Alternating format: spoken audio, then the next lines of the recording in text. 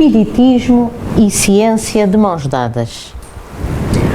Ora, e no fundo, o que é que vamos fazer hoje? Até vou pegar em algo que o Francisco disse ainda agora, acerca de quê? Do jornal. Quando ele pôs o jornal no banco do lado, a pessoa, aquilo fazia-lhe impressão, puxou para a frente. E no fundo, o que vamos fazer acaba por ser uma viagem acerca do conhecimento.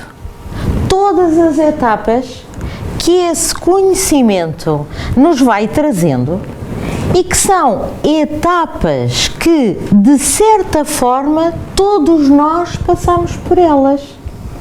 Fazem parte da própria evolução do homem. Ou seja, nós vamos ver, no fundo, o que é o empirismo, o que é o dogmatismo, o que é o cepticismo, o que é o agnosticismo, todos estes palavrões que no fundo traduzem o quê? Uma evolução do conhecimento que nós vamos adquirindo e que vamos ver que todo este percurso acaba por nos conduzir a quê? Acaba por nos conduzir ao espiritismo. É quase que um processo de evolução. E vamos ver que, à luz do espiritismo, que vamos ser obrigados a ter que reconhecer em nós todas estas fases, porque como seres em evolução que nós somos, espíritos em aprendizagem, nós temos um bocadinho de tudo isto, em determinados assuntos, noutras situações. Por isso, até chegarmos ao espiritismo, realmente nós vamos passar por quê? Por tudo isto. Ora, o que é que se entende então pelo empirismo? Acaba por ser o quê? Um conjunto de conhecimentos escolhidos com base na experiência. Ou seja, na experiência que cada um de nós adquire. Há aquela célebre frase, aprender com o quê? Com o erro. Se pensarmos numa criança, quantas vezes às crianças pequeninas nós dizemos: olha, não toques na porta do forno porque senão queimas-te. E eles dizem: sim, está bem. E só vão aprender mesmo quando o quê? Quando se queimarem. Aprenderam a partir de quê? Da experiência. Então, com as crianças, com os jovens, tantas vezes a gente dá conselhos e nós já passámos por isso, já ouvimos esses conselhos e esses conselhos entraram-nos por um ouvido e saíram pelo outro, até que com a experiência acabamos, por quê? Por aprender às nossas custas. Portanto, de certa forma, o empirismo faz parte do nosso dia-a-dia, porque em muitas coisas até ainda podemos dizer que somos empiristas. Estamos à espera de quê? Estamos à espera de aprender pela experiência. E o empirismo não deixa de ser o quê? Uma doutrina filosófica, em que realmente nos diz que todo o conhecimento humano vai derivar dessa mesma experiência, que vai sendo adquirida ao longo da nossa vida. E vamos passando por todas essas experiências que se vão acumulando e vão promovendo o quê? Vão promovendo a nossa aprendizagem, o nosso dia-a-dia. Por isso, empiristas somos todos e somos sempre empíricos em algumas coisas ao longo da vida. Naquela escala que eu vos apresentei ao início, a seguir aparece o quê? Aparece-nos o dogmatismo. Ora, o que é que será o dogmatismo?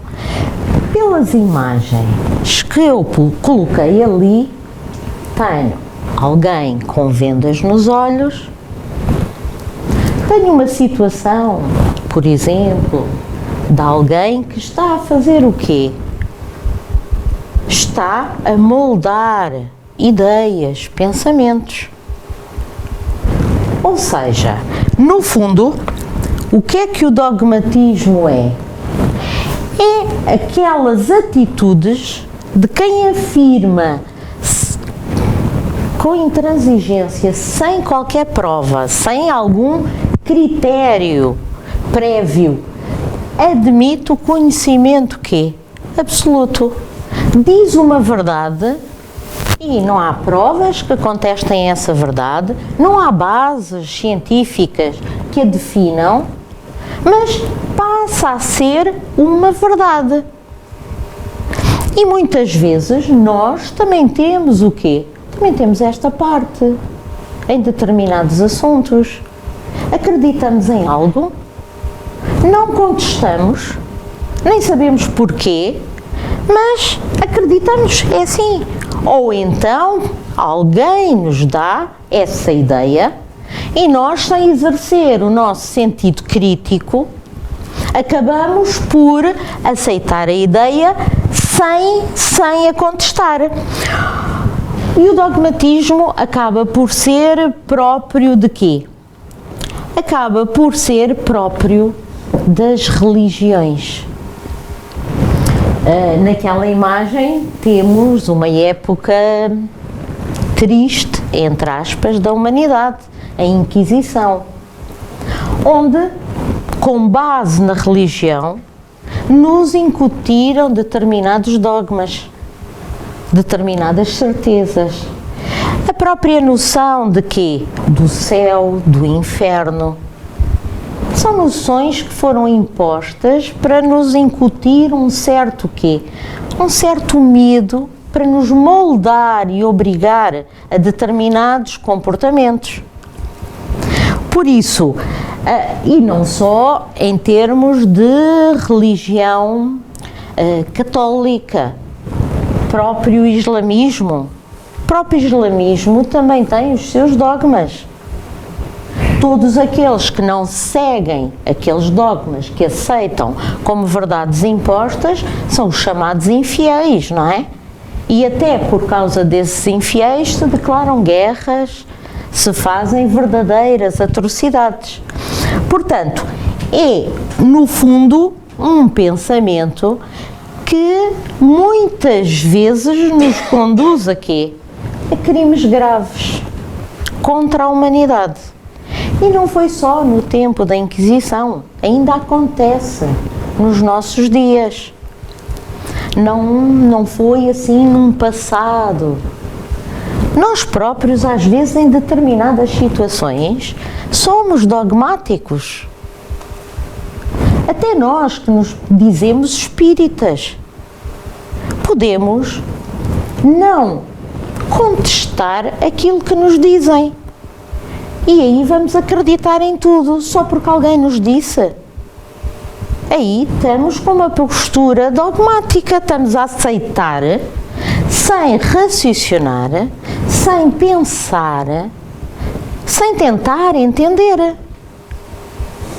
E, ao longo deste balanço, vamos ver que isso é uma postura que o próprio Espiritismo condena, que nós teremos sempre que contestar aquilo que nos apresentam como verdades absolutas, porque podem não o ser.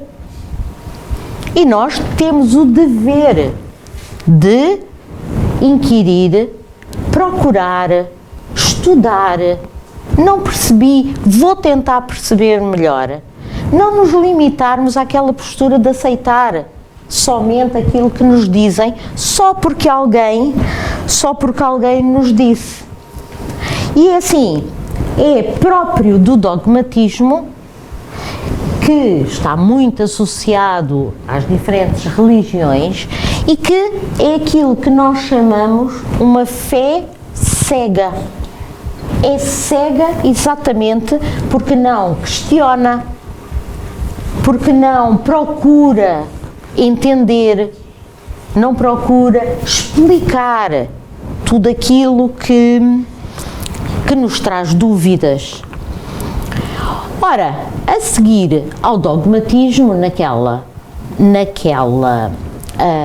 naquela sequência, passamos por outra fase, que é pura e simplesmente o cepticismo.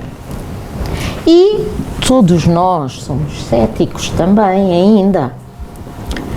O que é o ceticismo, no fundo?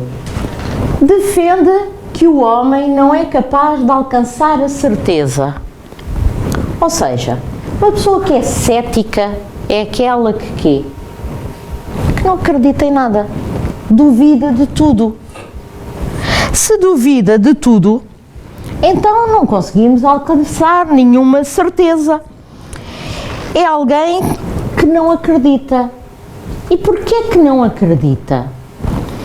Muitas vezes a pessoa é cética em determinado assunto. Porquê? Eu não acredito, porque na realidade eu não compreendo. E então é mais fácil dizer não acredito do que assumir que não compreendemos tudo e que há coisas que não sabemos. É uma postura mais fácil e normalmente está aliada a quê? À isenção de qualquer tipo de fé. Porque é a descrença, é o duvidar de tudo. Mas esta não é uma postura uma postura natural para o homem. Pois não. Porque no próprio homem, é assim, uma pessoa que seja cético em relação a tudo, acaba por, passado uns tempos, começar a sentir-se A sentir-se desconfortável. E para quem já estudou o espiritismo, nós sabemos Nós sabemos que lá no nosso íntimo, todos nós trazemos essa consciência de que somos espíritos imortais. Está inato em nós. Até quando contemplamos o espaço, as estrelas, a grandiosidade de todo o universo, quando contemplamos a natureza, esta beleza toda, quando pensamos que é assim, como o nosso planeta, como está tudo interligado. E assim, nós somos seres vivos, nascemos, morremos. Depois, o nosso material básico acaba por ser degradado. Aqueles ciclos da vida, as cadeias alimentares, tudo isto foi por acaso? Um mundo tão bem organizado que nós ouvimos agora no dia a dia, nas notícias, as alterações climáticas destroem equilíbrios da natureza, que depois facilmente vão se reajustar, a própria natureza se reajusta. A seguir a uma grande catástrofe, depois a própria natureza, nós próprios vamos nos adaptando e vamos evoluindo. Tudo isto será por acaso? Facilmente esta atitude cética vai ter vai ter que mudar. E não conseguimos ser céticos a vida toda, porque toda a natureza, toda a grandiosidade acaba por nos tocar, e nós temos dentro de nós essa semente de que no fundo sabemos que não há assim tantos acasos. E passamos, obviamente, passamos do ceticismo ao agnosticismo. Ou seja, é um sistema filosófico segundo o qual o espírito humano encontra-se impossibilitado de alcançar sobre certos fenómenos um conhecimento absoluto. Ou seja, o que é que nós vamos acabar por ter? Eu começo à procura de quê? De explorar cada vez mais o conhecimento. Quero ir explorando o conhecimento para ter algumas certezas. E então eu sou obrigada à procura de quê? De provas. E quando eu não tenho provas, então a situação acaba por ser quê? De quase que indiferença. Nem acredita, nem quê? Nem acredita, nem desacredita. Ou seja, atitudes agnósticas também nós as temos, mas é perante este tipo de conhecimento que eu começo a tentar racionalizar todos os fenómenos e vou, no fundo, fazer o quê? Uma recolha de dados para eu conseguir tirar as minhas conclusões, já conclusões racionais.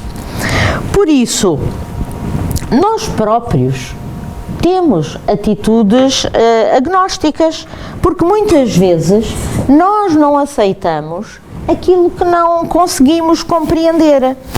E dentro do Espiritismo, o próprio Kardec nos falava nisso. E dentro de todo o desenvolvimento da doutrina espírita, já o espírito de Erasto, no livro dos Médiuns, nos dizia que mais vale recusar o quê? Recusar um facto que seja verdadeiro, mas que não temos provas para ele, do que aceitar como verdadeiro uma informação falsa. Por isso, isto está imbuído dentro de quê? Da própria doutrina. E perante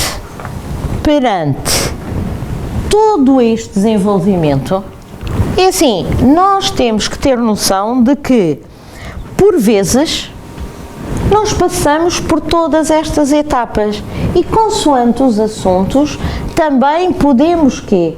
Também podemos ter atitudes céticas, podemos ter atitudes empíricas, podemos ser agnósticos, ou seja, nós somos um misto de quê? Nós somos um misto de tudo isto um pouco. E eu disse-vos que no fundo de todas aquelas etapas acabamos por chegar a quê? Acabamos por chegar ao Espiritismo. Ora, o Espiritismo quer dizer que ele estava no fim de todas aquelas etapas. Quer dizer que, se professarmos esta doutrina, nós temos que ter consciência de que temos que aceitar todos aqueles nossos irmãos que ainda não chegaram aqui, ainda não chegaram ao mesmo grau de desenvolvimento, porque faz parte da evolução natural do conhecimento. Ou seja, é natural, no planeta em que estamos, que ainda existam todos aqueles que são meramente empiristas, que são meramente céticos, dogmáticos. Tudo isto coexiste ao mesmo tempo, porque somos todos espíritos em diferentes graus de quê? De evolução aqui em termos do conhecimento. E nem todos estamos preparados ao mesmo tempo para ir adquirindo maior grau de conhecimento. O que quer dizer que a nossa mente tem que estar aberta a entendermos-nos a nós próprios e aceitarmos que estamos todos, e muitas vezes temos atitudes dogmáticas, empíricas, e se empíricas teremos a vida toda, mas em determinados assuntos seremos céticos. E isto faz parte. Quando começarmos a entender e a estudar a doutrina espírita, o espiritismo, vamos ver que o espiritismo vai enquadrar todas estas coisas que aqui estão. A doutrina espírita é, no fundo, o quê? É uma filosofia também, mas é uma filosofia com base que é científica, mas que tem consequências que morais. Ou seja, acaba por ser uma doutrina com um aspecto tríplice, porque vai conjugar o quê? Todos estes três aspectos: a filosofia, a ciência e, no fundo, a ética. E é a doutrina espírita que, no fundo, me vai permitir o quê? Que me vai permitir a compreensão do universo e da vida. E estas três vertentes, filosofia, ciência e ética, são indissociáveis umas das outras. E é isso que faz com que esta doutrina se destaque e se distinga de todas as outras doutrinas. Porque ela não é meramente uma filosofia, não é meramente uma ciência, não é meramente uma ética. Ela é o conjunto de quê? Ela é o conjunto de todas elas e funcionam todas em conjunto. E na obra de Allan Kardec, o que é o Espiritismo, nós temos a definição em que Kardec nos diz que o Espiritismo é, ao mesmo tempo, uma ciência de observação e uma doutrina filosófica. Como ciência prática, consiste nas relações que se estabelecem entre quem? Entre nós e os espíritos. Como filosofia, compreende todas as consequências morais das relações entre quem? Entre nós e os espíritos. Ou seja, é uma doutrina que, de certa forma, vai conjugar todos estes aspectos de maneira a podermos encontrar as perguntas às nossas inquietações, ao porquê estamos aqui, o que fazemos aqui, de onde viemos, para onde vamos. E começando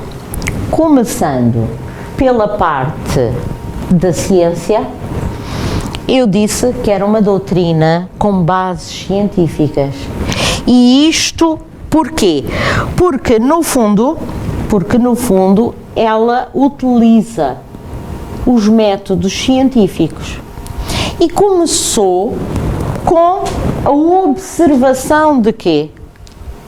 Dos fenómenos mediúnicos, com as mesas girantes, que começaram por ser algo quase que de diversão, mas que depois Kardec, que era descrente, que não acreditava, mas quando começou a estudar e começou a abordar este assunto de forma científica, porque ele era um pedagogo, ele era um cientista de renome e abordou o assunto sem ser de maneira leve.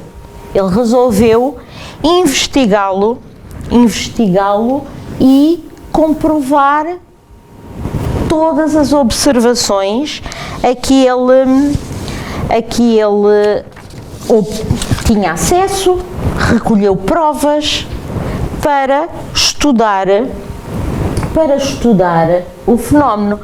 E realmente, ainda não sob o pseudónimo de Allan Kardec, ainda como professor Rivail, ele dizia: só acreditarei quando vir e quando me provarem que uma mesa tem cérebro para pensar, nervos para sentir e que possa tornar-se sonâmbula. Até lá, permita que eu não veja, no caso, mais do que um conto para fazer-nos dormir em pé. Ora, alguém que fazia uma afirmação destas era alguém profundamente quê? Descrente. Não acreditava minimamente. Mas convidado a estudar e a observar o fenómeno, Allan Kardec começou a mudar quê? A mudar a sua opinião. O fenómeno não era fraude, não eram mistificações, havia uma causa inteligente. Não havia uma explicação racional para os fenómenos que eram observados. E ele estudou como um verdadeiro quê? Como um verdadeiro cientista. E fenómenos mediúnicos sempre existiram. Sempre existiram. Mas eram atribuídos sempre quê? Um caráter maravilhoso ou sobrenatural. Porquê? Porque médiuns existiram desde sempre. Só que lhes eram atribuídos quê? Poderes sobrenaturais. Não eram explicados. E, no fundo, é assim, o efeito do mundo invisível sobre nós existiu a vida toda. E foi Kardec que começou a quê? A observar, começou a analisar todos estes fenómenos mediúnicos e daí podermos considerar que o Espiritismo é realmente uma ciência de quê? É uma ciência de observação. Foram recolhidos, foram estudados, compilados, de maneira a quê? De maneira a poderem ser explicados de forma racional. E como qualquer ciência, não é? Tem o quê? Um objeto. E o Espiritismo vai estudar o quê? Vai estudar a natureza, a origem e o destino dos espíritos, bem como as relações com o mundo corporal. E qual foi o método, então, qual é o método científico usado? Vai ser uma investigação baseada na experiência, no sentido de observação empírica dos factos e não no sentido de experiências de laboratório. Foi assim que Kardec começou a abordar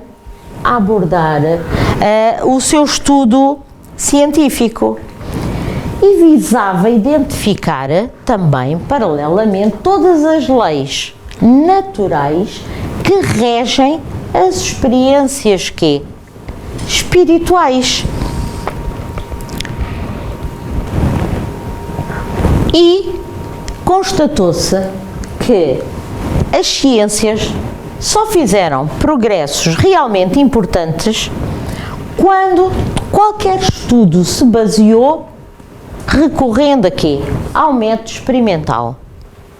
Que era para nós termos o quê? As provas dos factos observados. Acreditou-se que este método só era aplicado à matéria. Eu vou para um laboratório e faço experiências. Vejo, analiso, tiro resultados, seja um laboratório de química, de física, de biologia. Eu vejo coisas da matéria, são palpáveis, eu posso tirar resultados.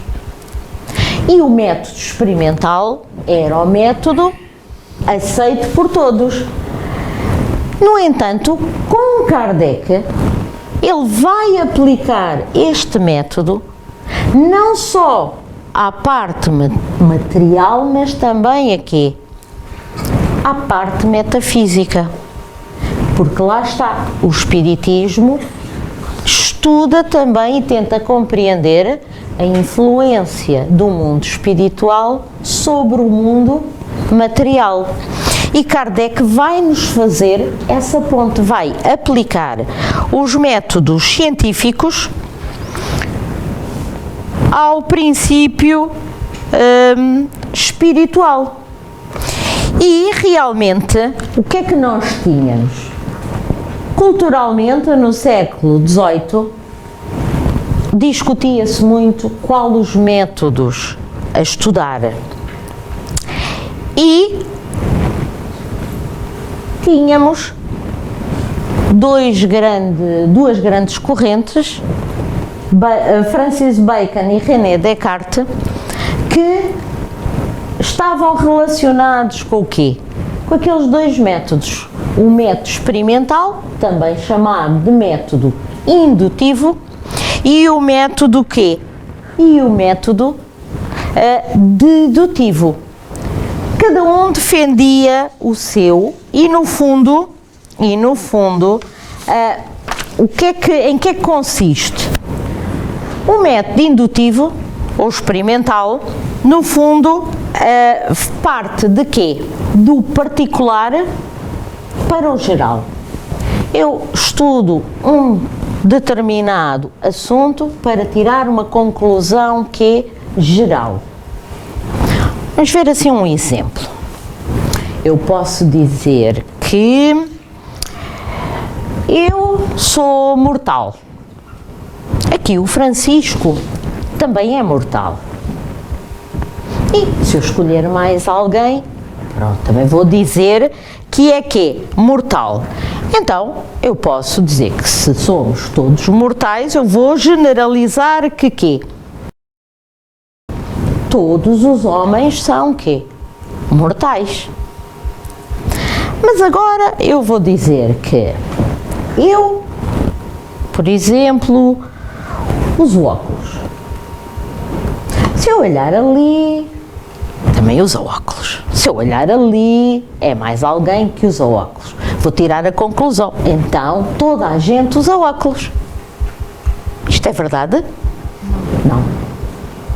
Ou seja, se eu me limitar a aplicar o método indutivo, eu posso chegar a uma conclusão que é falsa. O método indutivo era defendido por quem? Por Francis Bacon. Ora, método indutivo não chega. Com Descartes nós tivemos o aparecimento do racionalismo e surge método científico mais dedutivo. Ora, esse dedutivo faz o contrário. Se o outro ia do particular para tirar uma conclusão geral, este faz o contrário. Vai de quê? Vai do geral para o particular. E, aparentemente, também seria pareceria o contrário. Vamos ver, assim, um exemplo. Então, se eu tiver uma pessoa em Portugal está uma pessoa que está em Portugal, está na Europa, está correto, certo? Se eu tiver outra pessoa em Portugal, continua a estar na Europa. Então eu posso tirar a conclusão, agora ao contrário, quem estiver na Europa está em Portugal. Não. Eu posso estar na Europa e estar em Espanha. Portanto, nenhum dos métodos satisfaz por completo. Eles acabam por ter que ser usados em conjunto e com muito bom senso. E Kardec, para além destes métodos aplicados, já dissemos, mais à parte espiritual, Ele utilizou também o método da universalidade, ou seja, ele fazia a mesma pergunta a vários médiums em diferentes pontos do mundo, para ver se as respostas eram eram idênticas e universais. Para além disso, ele, no fundo, associava também o método da casualidade, ou seja, que no fundo, para existir um fenómeno, tem que haver o quê? Uma causa inteligente por detrás. E com todas estas fases, se acabou por gerar um método científico que tem no fundo 4 etapas base. Acaba por ser primeira etapa de observação,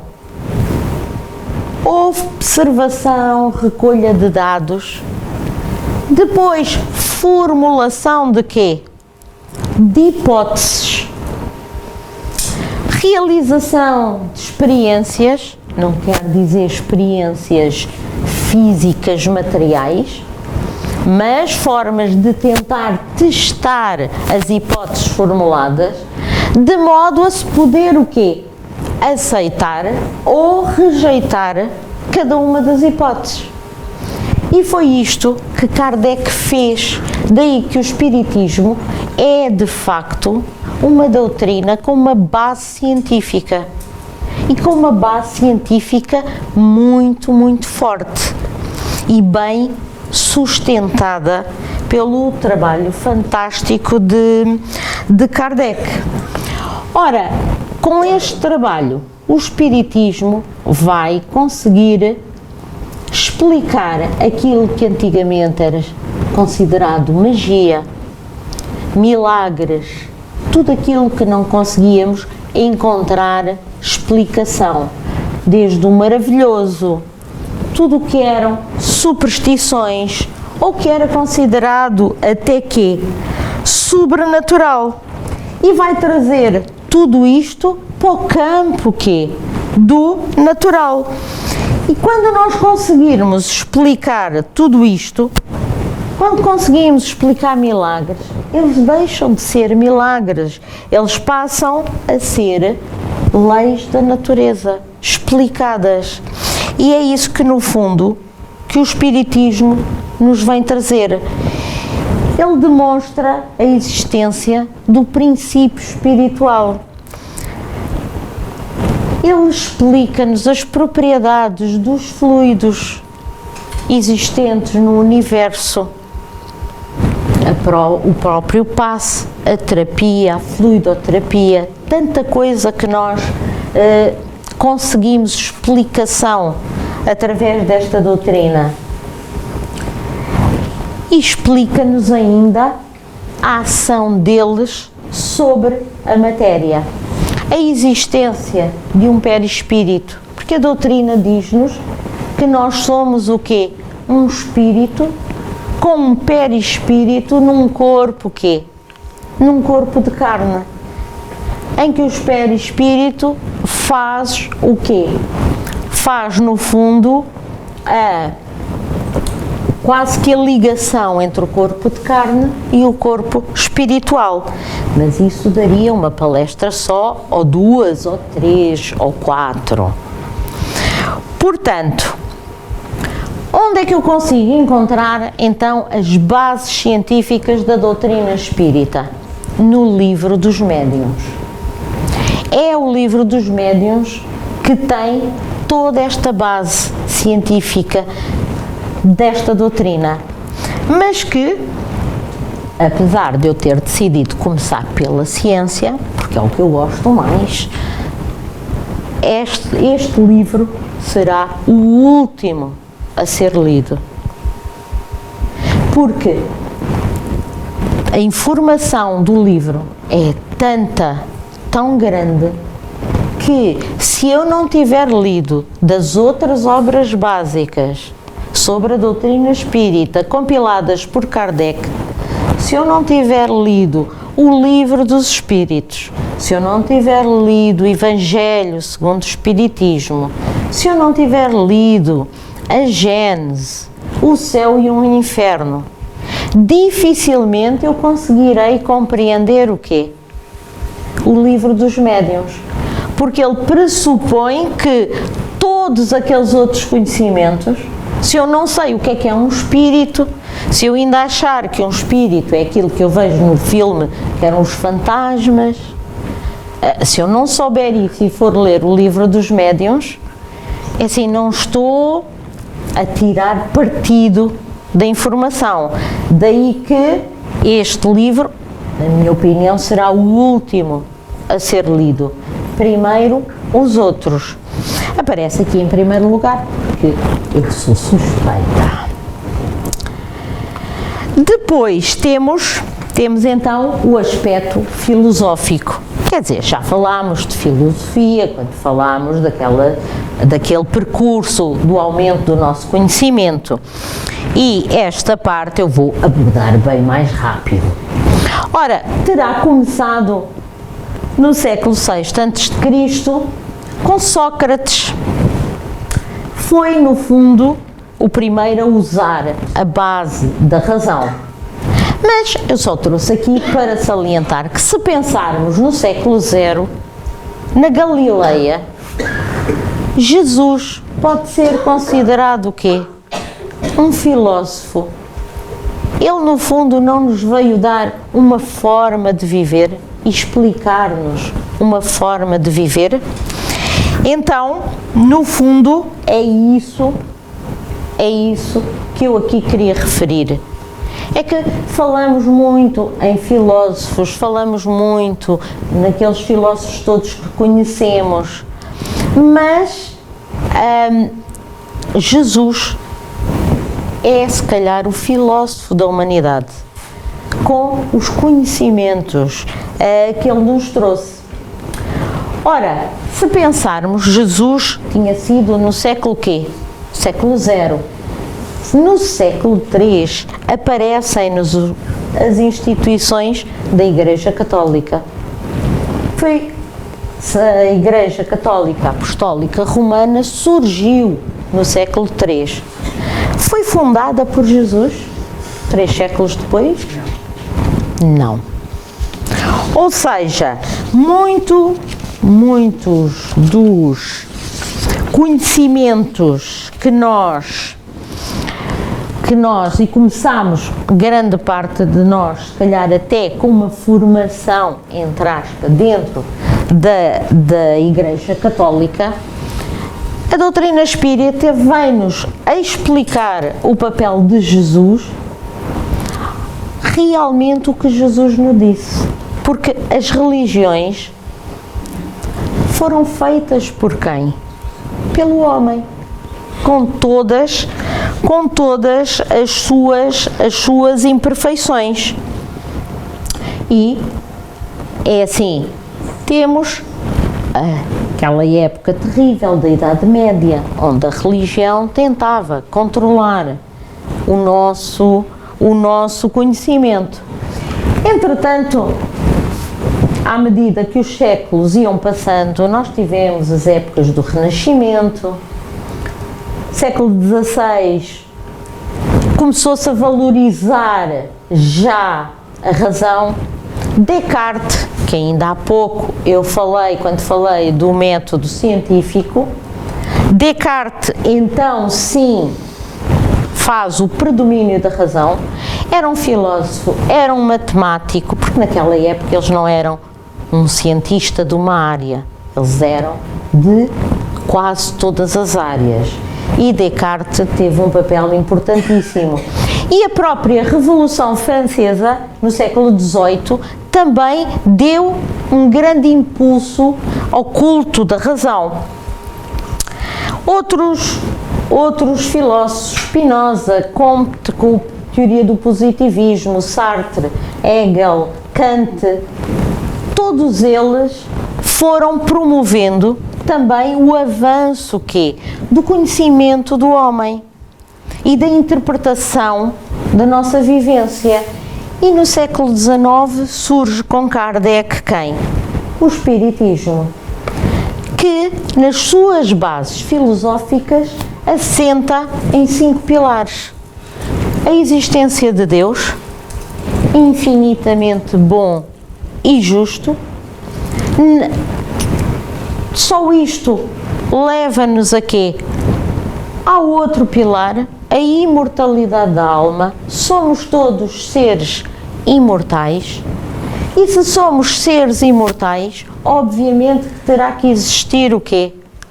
A comunicabilidade dos espíritos. E se somos seres imortais e existe essa comunicabilidade, também existe o quê?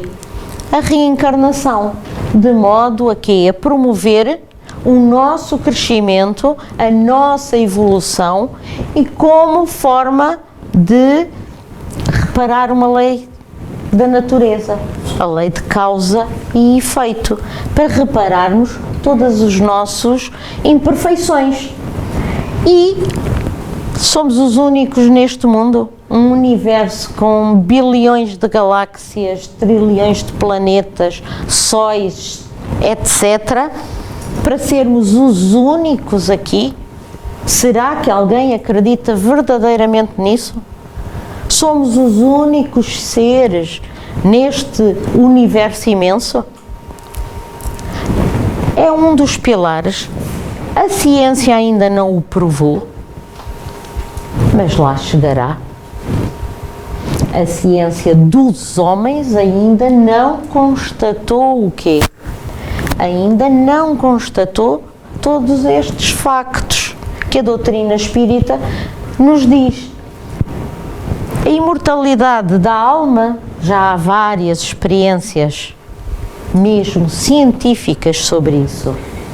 A comunicabilidade dos espíritos também já é um facto. A reencarnação, temos tantas provas disso. Falta realmente ainda à ciência conseguir-nos quê? Provar a pluralidade dos mundos habitados. Filosofia espírita, o outro aspecto desta doutrina tríplice. Temos aonde? No Livro dos Espíritos, onde nós temos toda a base para entender de facto porque é que estamos aqui, o que fazemos e para onde caminhamos.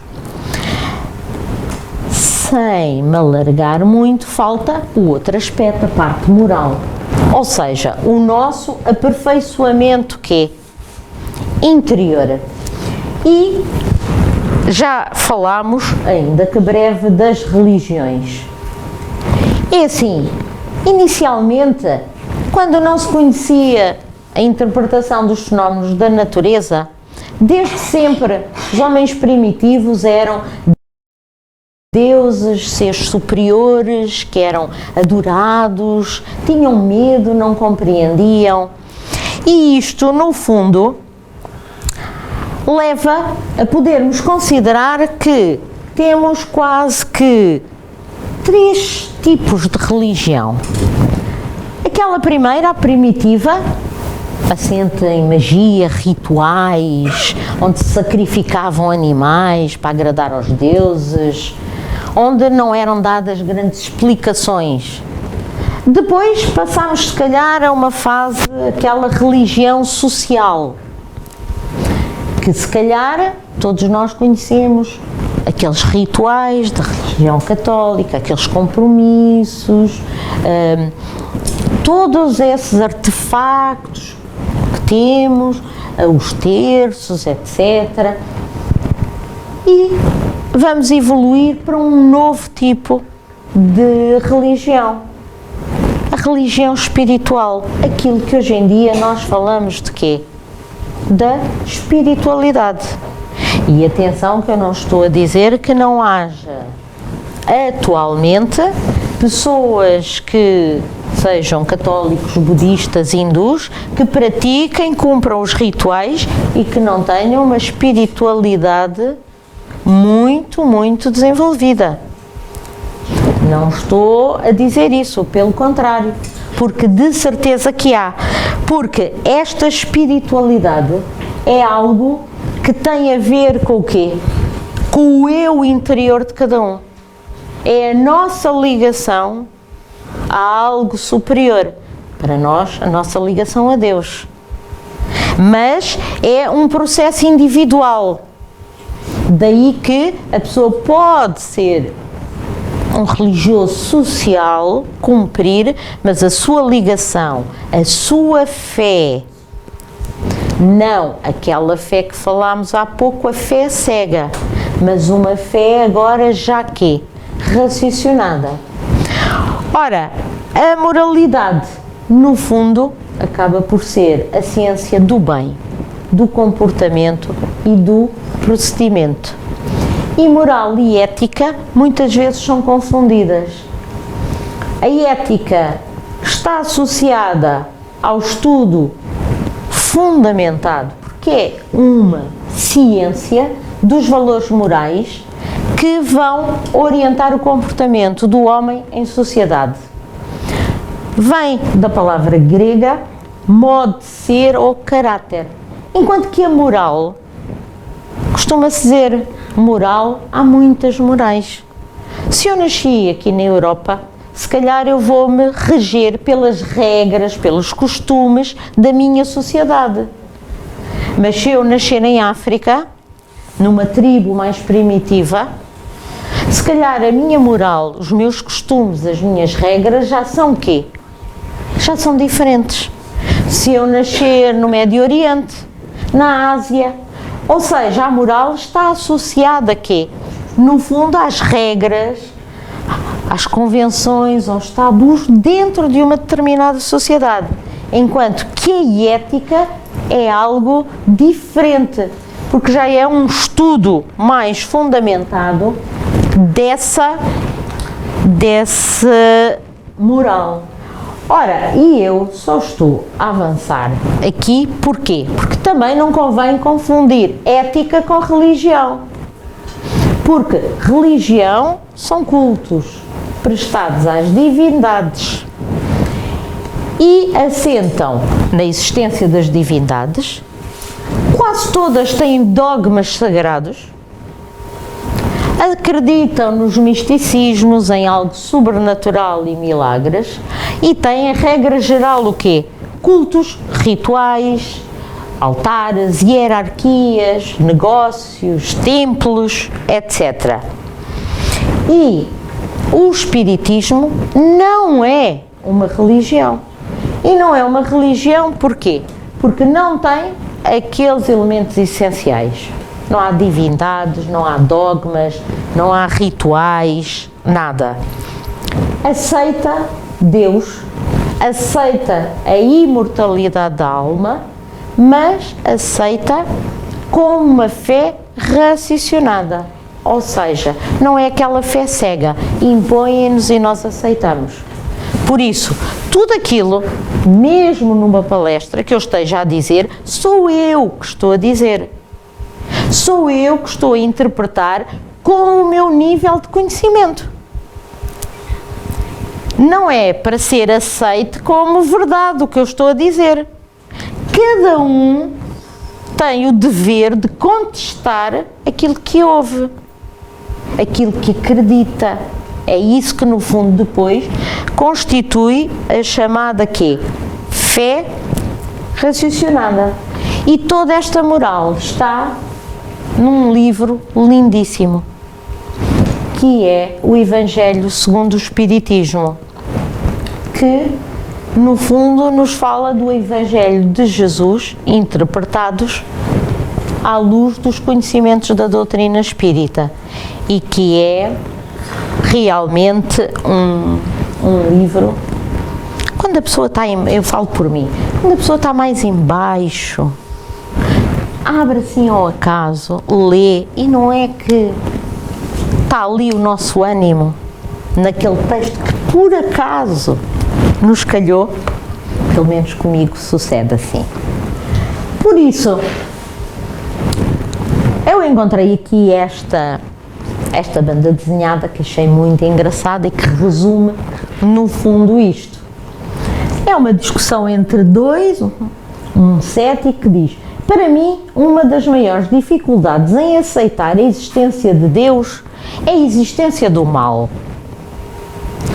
E o cético pergunta-lhe: mas o que é o mal?